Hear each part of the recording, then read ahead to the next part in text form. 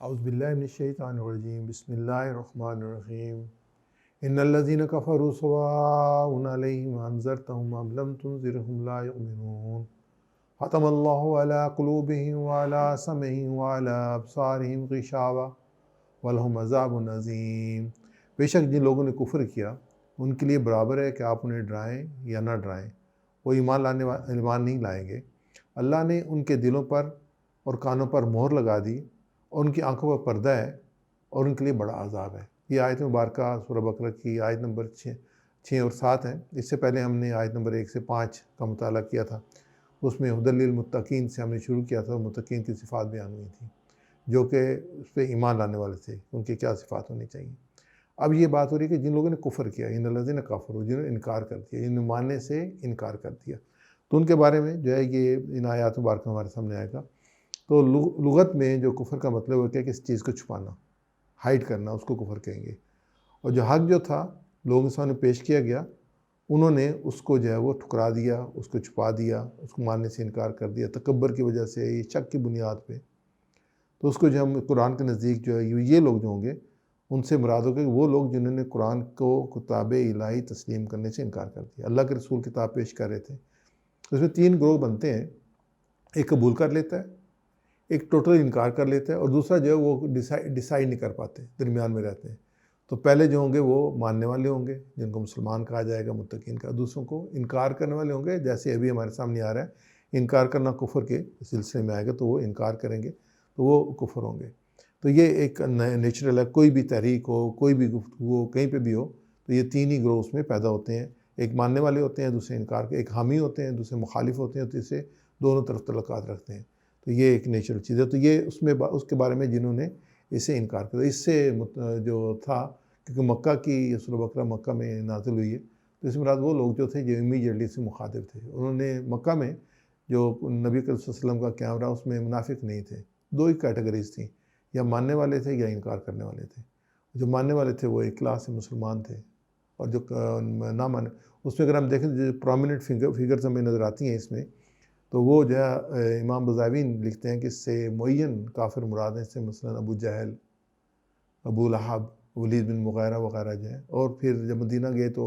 علماء یہود جو ہے اس سے مراد تھے۔ تو یہ لوگ جو پورے کیٹیگریز میں ہیں۔ لیکن اب اس کے بعد جو ہے وہ جو بھی شخص جو ہے وہ اس کیریکٹر کا ہوگا، جو انکار کرے گا، مخالفت کرے گا، دین کی، اسلام کی مخالفت کرے گا، اللہ کے رسول صلی اللہ علیہ وسلم کی تعلیمات کی مخالفت کرے گا، تو اسی کیٹیگری میں جائے گا۔ یا وہ چیزیں جن کو ایمانیات کہا جاتا ہے، ان کو ماننے سے انکار کرے گا تو اس کو پھر کفر کی طرف جائے گا۔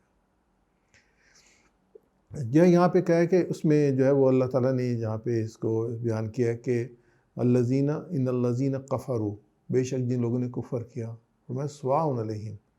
تو برابر ہے ان پر، انذرتہم، کہ آپ ان کو ڈرائیں، ام لم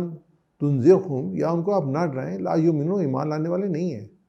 تو اللہ تعالیٰ نے نبی کرم صلی اللہ علیہ وسلم کو اس بارے میں انفارم کر دیا کہ یہ جو کریکٹر ہے، جو انکار کرنے والا ہے،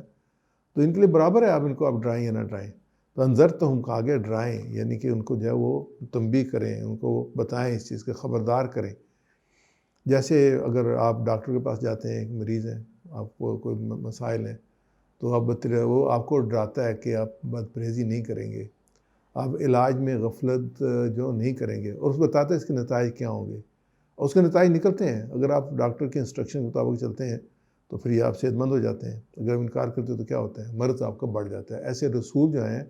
انہوں نے بھی جو ہے وہ لوگوں کو جو بتایا ہے کہ اگر تم انکار کرو گے تو اس کی یہ جو ہے وہ سزا ملے گی، اور یہ صورتحال پیدا ہوگی۔ اور جن لوگوں نے اس کو قبول کر لیا ہے وہ اس سزا سے اور اس پریشانی سے بچ گئے، اور جنہوں نے جو ان قبول نہیں کیا تو وہ جو ہے اس میں مبتلا ہوئے ہیں۔ تو سب سے بڑی جو پریشانی وہی ہے جو آخرت کی ہے کہ اللہ تعالیٰ جو ہے پھر جہنم میں ڈالے گا جو لوگ انکار کرنے والے ہیں، اور جو قبول کرنے والے اللہ تعالیٰ ان کو جنت الفردوس میں جگہ دے گا۔ لیکن یہ جو دنیا سے گزر کے جاتی ہے یہ راہ، اور یہ اس کے جو کرنا ہے وہ اللہ کے اور اللہ کے رسول کی تعلیمات کے مطابق اور یہ میں ایگزامپل دے کے یہاں بیان کیا کہ ان الذین کفروا، وہ لوگ جنہوں نے انکار کیا، یا کہ سواء علیہم، کہ برابر ہے ان کے لیے، انذرتم، آپ اس کو ڈرائیں، ام لم تنذرہم، کہ آپ کو نہ ڈرائیں، لا یؤمنون، ایمان لانے والے نہیں ہیں۔ نبی اکرم صلی اللہ علیہ وسلم سے بڑا کوئی داعی نہیں ہو سکتا، اور آپ نے جو ہے وہ پورے 13 سال جو ہے مکہ میں وہ جو ہے تبلیغ کی، ایک ایک فرد کے پاس کے ہر طریقے سے سمجھانے کی کوشش کی، لیکن ان کے کفر میں اضافہ ہی ہوتا گیا، تو اللہ تعالیٰ نے پہلے بتا دیا کہ یہ ماننے والے نہیں ہیں۔ اور اینڈ پہ آپ دیکھیں جب نبی کریم صلی اللہ علیہ وسلم نے ہجرت کی ہے تو یہ پورا گروہ آپ صلی اللہ علیہ وسلم پہ چڑھائی کی مدینہ منورہ میں، جب آپ امن سے رہ رہے تھے، بدر کے مارک میں 70 لوگ ان کے جو مارے گئے، 70 ان کے جو وہ مسلمان کے ہاتھوں قیدی بنے۔ تو ایک بہت بڑا جو تھا وہ ان کو سزا ملی دنیا کے اندر۔ ایک چھوٹی سی فوج 313 کی تھی، نہتے تھے، پورا ان کے پاس اسلحہ بھی نہیں تھا، لیکن ان کے مقابلے میں اللہ تعالیٰ نے ان کو شکست دی۔ اور ان میں سے جو ہے نا وہ ٹاپ لیئر جو تھی ان کی جو لیڈرشپ ساری کی ساری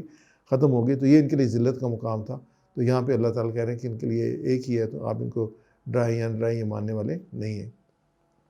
اگلی آیت کے بارے میں جو ہمیں تعلیمات ملتی ہیں وہ اللہ فرماتے ہیں ختم اللہ علی قلوبہم،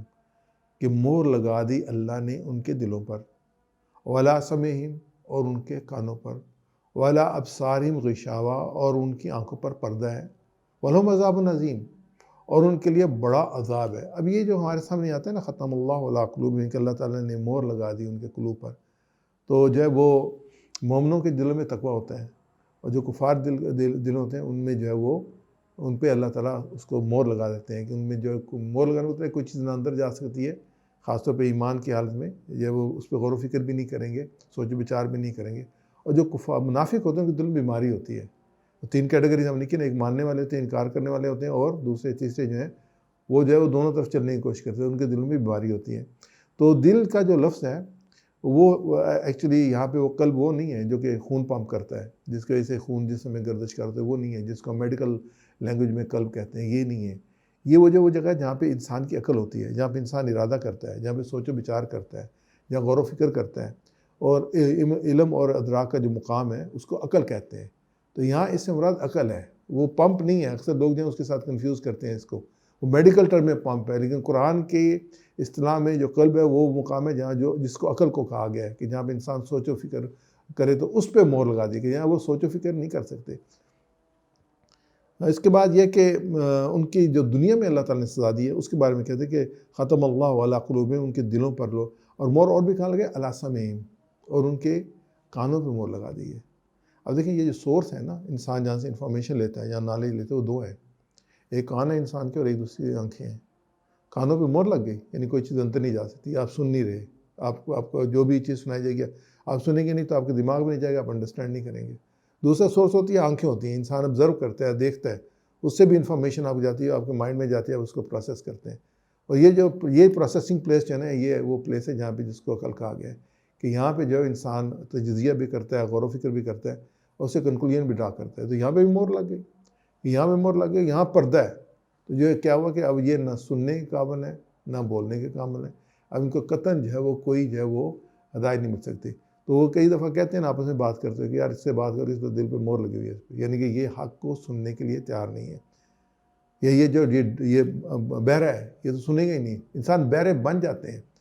حق بات سننے کے لیے تیار نہیں ہوتے۔ یہ ضروری نہیں ہوتا کہ بہرا، اگر آپ کے سامنے ایک حق بات آ رہی ہے تو آپ پیٹھ علیحدہ کر دیتے ہیں یا سننے کے لیے، تو آپ بہرا پن کا اظہار کریں۔ جب تک حق بات کو سنیں گے نہیں اس وقت تک آپ اس کو جو ہے وہ کس طریقے سے حق کی طرف آ سکتے ہیں۔ تو میری اور آپ کی ذمہ داری یہ ہے کہ اللہ تعالیٰ نے جو ہدایت کتاب دی ہے، جس کی بڑی ہم تعظیم کرتے ہیں، اس کو بہت ہم چومتے بھی ہیں، اس کو اوپر بھی رکھتے ہیں، لیکن اصل کیا، اصل اس کی تعلیمات ہیں، اصل اس کو سمجھنا ہے، اس کو سمجھنے کے بعد اس کے غور و فکر کرنا ہے۔ تو تبھی تو جو ہمارے اللہ تعالیٰ نے اگر قلوب یا عقل ہمیں دی ہوئی ہے سوچنے سمجھنے کے لیے، یہی دی ہے کہ ہم اس پہ غور و فکر کریں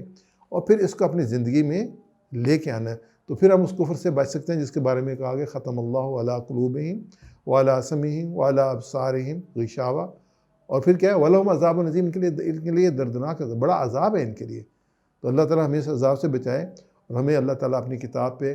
غور و فکر کرنے کی، سمجھنے کی، اور سب سے بڑی بات ہے اس سے عمل کرنے کی توفیق عطا فرمائے۔ تو انشاءاللہ اس سے یہ ہوگا کہ ہم جو مقصد ہوگا وہ اس سے بچتے ہیں۔ ایک اور دوسری آیت مبارکہ ہے سورہ نحل کی، اعوذ باللہ من الشیطان الرجیم، اولئک الذین طبع اللہ علی قلوبہم وعلی سمعہم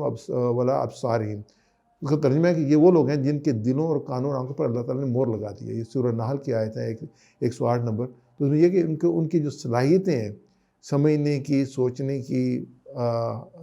حاصل کرنے کے علاوہ، جیسے اس آیت میں تو ایگزیکٹلی یہی ہے، تو ان کو جو ان کی صلاحیتیں اللہ تعالیٰ نے سلب کر دی ہیں۔ جیسے انسان اندھا ہوتا ہے نا، اس کے سامنے صحیح راستہ بھی آئے تو اس کو نہیں پتہ کہ یہ صحیح راستہ کیا ہے۔ اگر انسان بہرا ہوتا ہے تو اس کو لاکھ آپ پکارتے رہیں تو وہ سننے کے لیے تیار نہیں ہوتا۔ تو اللہ تعالیٰ کہتے ہیں یہ حق کے لیے، وہ دنیا میں تو کہے کہ نہیں میرے کان بھی آنکھیں بھی ہیں، نہیں، حق کے لیے جو اللہ کی کتاب ہے، جو تعلیمات، اس کے لیے جو ہے نا یہ اندھے بھی ہیں، بہرے بھی ہیں، اور یہ جو ہے یہ سوچنے سمجھنے کی صلاحیتیں سے جو ہے وہ انہیں سوچنے سمجھنے کی صلاحیتیں بھی نہیں ہیں. تو اس کے پھر آخر میں اللہ تعالیٰ جو اس کے یہ تنبیہ کرتے ہیں کہ وَلَهُمْ عَذَابٌ عظیم، تو ان کے لیے بڑا عذاب ہے. اللہ تعالیٰ ہم سب کو اس بڑے عذاب سے بچائے. تو اس کا طریقہ کار یہی ہے کہ ہم قرآن پاک کو پڑھیں، سمجھیں، اس پہ عمل کریں. وآخر دعوانا الحمدللہ رب العالمین.